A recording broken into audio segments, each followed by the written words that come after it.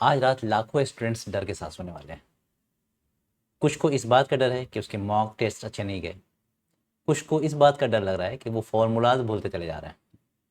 और किसी को इस बात का डर है कि उन्हें ये लग रहा है कि ये एग्ज़ाम अकेला उनकी पूरी फ्यूचर, उनकी पूरी ज़िंदगी डिसाइड करेगा।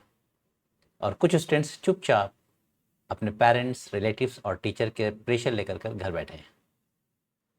मैं इस प्रेशर को बहुत पर्सनली समझता हूँ, क्योंकि 20 साल पहले मैं भी एग्जैक्टली वही स्टूडेंट था जो आज आप हो। और सच बताऊँ, आईआईटी एग्ज़ाम से एक दिन पहले एक्चुअली मैं भी बहुत डरा हुआ था। मैं आईआईटी रुड़की से ग्रेजुएट हूँ और मैं पिछले 20 साल से नीट और जेई के स्टूडेंट्स को पढ़ा रहा हूँ और बहुत बड़ी तादाद में रैंकर्स हमने प्रोड्यूस किए हैं। लेकिन आज मैं एक टीचर की तरह आपसे बात नहीं करने जा रहा। आज मैं आपके साथ एक ऐसा इंसान बनकर बात करना चाहता हूँ जिसने हज़ारों स्टूडेंट्स को जीतते हुए भी देखा है और हारते हुए भी। और एक्चुअली बहुत बार रीज़न नॉलेज नहीं होता।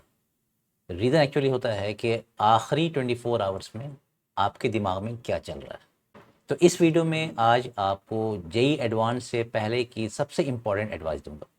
नो फेक मोटिवेशन, नो फिल्मी डायलॉग, सिर्फ रियल बातें जो एक्चुअली और जेनुअनली आपका पेपर इंप्रूव कर सकती हैं।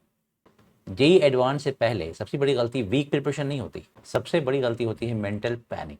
स्टूडेंट्स जो 2 साल मेहनत करते हैं, ये आखिरी 12 to 24 आवर्स में इरेशनल बिहेव करने लगते हैं। रैंडम नोट्स खोलना, नए टॉपिक्स पढ़ना, दोस्तों से कंपैरिजन करना, टॉपर स्ट्रैटेजी वीडियोस बिंज करना, एग्ज़ाम से पहले ही रैंक कैलकुलेट करना। ध्यान से सुनो, जेई एडवांस उन स्टूडेंट्स का एग्ज़ाम नहीं है जो सबसे ज़्यादा जानता है। ये एग्ज़ाम उन स्टूडेंट्स का है जो प्रेशर को हैंडल करना जानते हैं। पेपर एक्चुअली आपको डिस्टर्ब करने के लिए डिज़ाइन हो। एक टफ फिजिक्स सेक्शन और ब्रेन आपको क्या सिग्नल देगा कि मेरा पूरा पेपर ख़राब हो गया। अब इसकी वजह से केमिस्ट्री का पेपर भी ख़राब होगा, इस वजह से मैथ का पेपर भी ख़राब होगा। नॉलेज की वजह से नहीं, मेंटल पैनिक की वजह से। तो कल आपकी सबसे बड़ी रिस्पॉन्सिबिलिटी है अपने ब्रेन को प्रोटेक्ट करके रखना है, स्टेबल स्टेट में रखने की कोशिश कीजिएगा। Right. Point number 2, 3 rules for the day. Rule number 1, hero मत बनना। जेई एडवांस के एग्ज़ाम में हीरो बनने की कोशिश मत करना। हर साल हज़ारों स्टूडेंट्स ऐसे हैं जो डिफ़िकल्ट क्वेश्चंस के ईगो ट्रैप में फंस करके अपनी रैंक डिस्ट्रॉय कर देते हैं। आप एग्जामिनेशन हॉल में इंटेलिजेंस प्रूफ करने नहीं जा रहे, आप एक्चुअली मार्क्स मैक्सिमाइज करने जा रहे हो। अगर कोई क्वेश्चन ज़्यादा टाइम ले रहा है, लीव इट। टॉपर माइंडसेट ये नहीं होता कि मैं सब सॉल्व करूंगा। टॉपर्स माइंडसेट ये होता है कि मैं मिनिमम इमोशनल डिस्टर्बेंस के साथ मैक्सिमम मार्क्स निकालूंगा।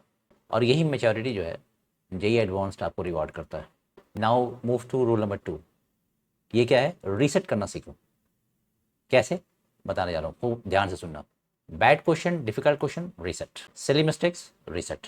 Tough section, reset. एक गलती को 3 गलतियों में मत बदलने दो। मैंने बहुत सारे स्टूडेंट्स ऐसे देखे हैं जिनको एक क्वेश्चन ने नेक्स्ट 30 मिनट्स उनका डिस्ट्रॉय कर दिया है एग्जामिनेशन हॉल में। आगे कहते हैं कि सर सिर्फ एक क्वेश्चन की वजह से इसमें मैं इतना इमोशनली अटैच हो गया था कि इसने मेरा 30 मिनट्स बर्बाद कर दिया। अब जाहिर सी बात है कि 30 मिनट्स में आप कहाँ से कहाँ चले गए, यानी ऑलमोस्ट यू लॉस्ट एवरीथिंग। आपका ब्रेन एक्चुअली इमोशनली रिएक्ट करेगा, लेकिन आपको कॉपरेट नहीं करना है। यानी टफ क्वेश्चन के बाद क्या होता है कि आपका ईगो इन्वॉल्व हो जाता है कि नहीं, मैंने इस तरह क्वेश्चन बहुत सारे किए हैं, मैं इसे भी कर डालूंगा। लेकिन ये जो ब्रेन आपको सिग्नल दे रहा है वो असल में ईगो गेम खेल रहा है आपके साथ। आपको कॉपरेट करना ही नहीं। आप रिसेट मारो, आगे बढ़ो। आपका जो रैंक होता है ना, वो एक क्वेश्चन डिसाइड नहीं करता। आप कितनी तेज़ी से वहाँ से रिकवर करते हो, यानी आप जब किसी एक ट्रैप में फंस गए किसी एक क्वेश्चन के, तो आप कितनी जल्दी रिकवर करते हो, वहाँ से कैसे वापस आते हो, वो चीज़ें डिसाइड करती हैं। अगर आपने एक क्वेश्चन में लंबा टाइम वेस्ट कर दिया तो आपने एक क्वेश्चन नहीं बर्बाद किया, उसके उसकी वजह से कई क्वेश्चन आपके बर्बाद हो गए। अब आइए move to rule number 3, which is energy management. Energy management motivation से ज़्यादा इंपॉर्टेंट। वो आप कैसे मैनेज करोगे?